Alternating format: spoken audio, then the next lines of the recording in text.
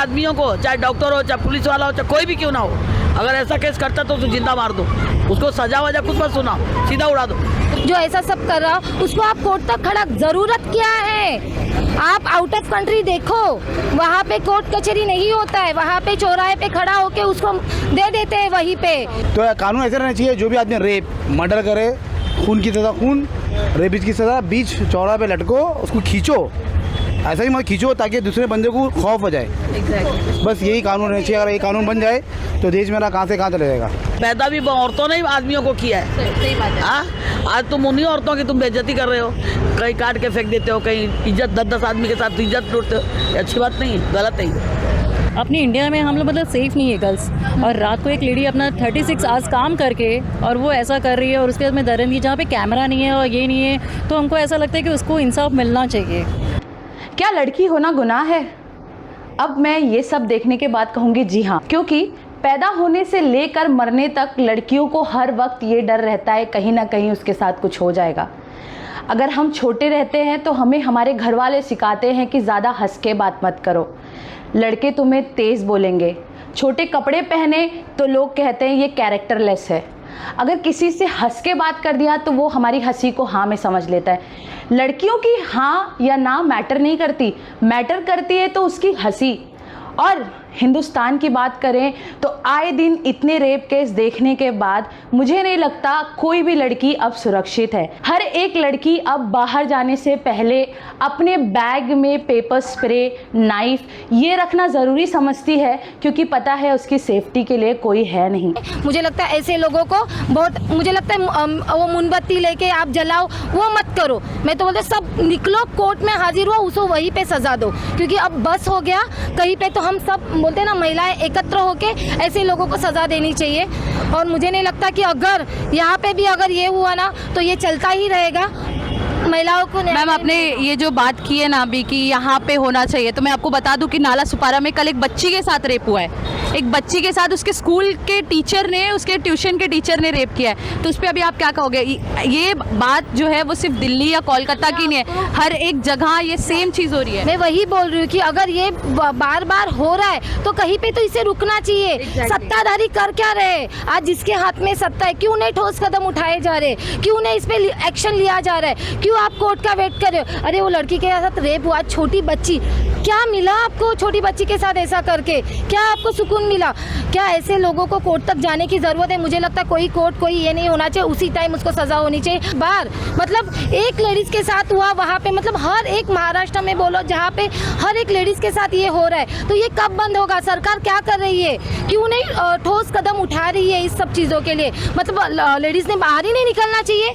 आज लेडीज़ जैसे इन्होंने बोला कि पायलट बनी है, बहुत अच्छी, ये तो बेचारी डॉक्टर थी, डॉक्टर को लोग भगवान मानते हैं। हाँ, उस भगवान के साथ अगर आप ऐसा कर रहे हो तो आम लेडीज़ के साथ आप क्या कर सकते हो? आप सोचो। मतलब यहाँ पे लेडीज़ सेफ नहीं है। देखिए मैं वही बोली, अगर कोर्ट कोई एफआईआर कुछ ना हो ना और पब्लिक के हाथ में दे देना तो उसको न्याय मिलने में बिल्कुल टाइम न लगेगा। और कोर्ट वो तो 10-15 साल तो उसका भी निकल जाएगा, क्योंकि यहाँ पे पूरा करप्ट चालू है। जहाँ पे करप्ट हो ना वहाँ पे महिला, मुझे लगता है अगर जिसको न्याय देना हो ना तो उतना टाइम खींचेगा ही नहीं। न्याय अगर देना हो ना महिलाओं को, अगर मैं चाहती हूँ सच में अगर आपको न्याय देना है ना तो इस प्रकार से न्याय दो। कोर्ट कचहरी छोड़ो, कोर्ट में तो उसको दाखिल भी नहीं करना चाहिए। जो हवस का बोलता ना, इतना नीच आदमी होगा जो ऐसा सब कर रहा, उसको आप कोर्ट तक खड़ा, ज़रूरत क्या है?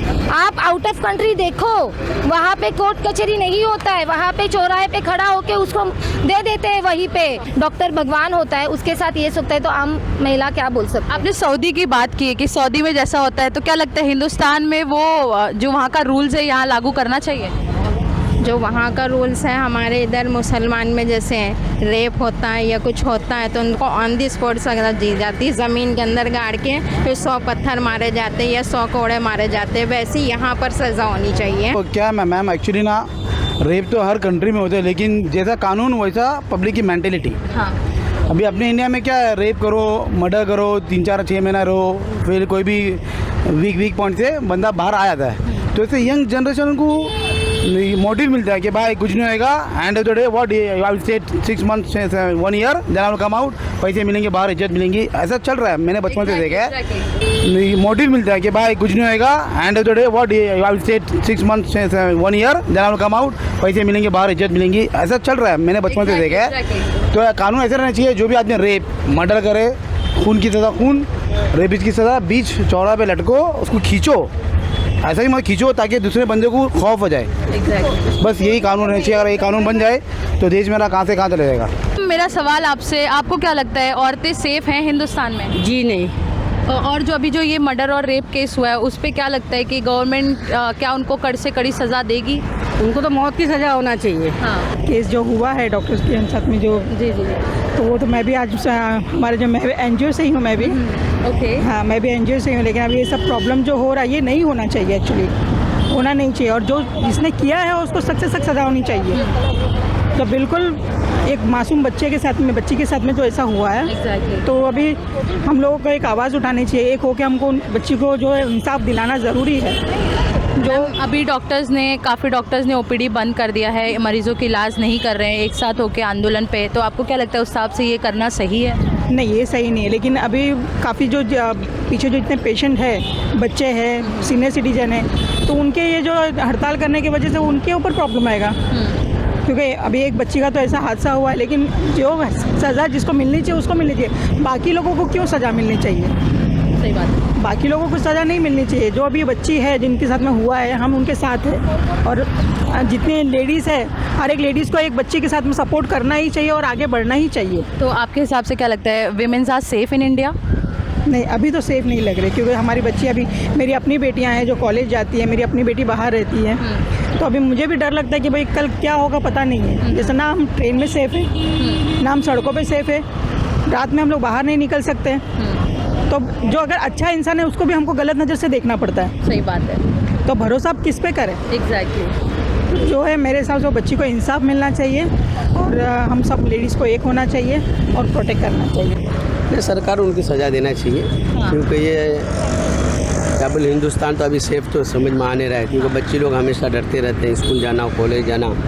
तो इसके लिए सरकार को कुछ न कुछ करना जब चाहिए। उन्हें सज़ा मिलेगी तो हमारी बच्चियाँ सेफ होगी ना।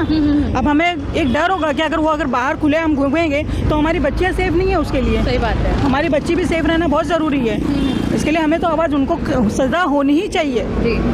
आपको पता है जो रेप केस हुआ है, रेप और मर्डर केस, उसमें आप क्या कहना चाहोगे? क्या लगता है हिंदुस्तान की औरतें सेफ हैं? नहीं है सेफ, बिल्कुल सेफ नहीं है। और ऐसे आदमियों को, चाहे डॉक्टर हो, चाहे पुलिस वाला हो, चाहे कोई भी क्यों ना हो, अगर ऐसा केस करता तो उसे जिंदा मार दो, उसको सजा वजा कुछ मत सुनाओ, सीधा उड़ा दो। तो क्या लगता है हिंदुस्तान का ये जो गवर्नमेंट रूल है वो करेगा ऐसा? करना चाहिए, करेगा नहीं, करना चाहिए। सब जगह रूल बदल गए, यहाँ भी बदलना चाहिए। तो अब क्या औरतें रात में काम कर सकती हैं, आपको लगता है? कैसे करेंगी? नहीं कर सकती, सेफ ही नहीं तो करेंगी क्या काम? हम लोग सोचते हैं औरतें काम करने गई हैं, पता चल रहा है कहीं चोरी हो गया, कैसे चलेगा? ही नहीं चलेगा। तो औरतों के लिए आपको लगता है कड़ी रूल आने चाहिए, आने रेगुलर चाहिए, ऐसा कानून आना चाहिए कि औरतें हर जगह में सेफ रहे। और औरतें पायलट चलाती हैं, अपना रिक्शा चलाती हैं, अपना ये क्या बोलते हैं, एक्टिवा चलाती हैं, औरतें ही चलाती हैं ना।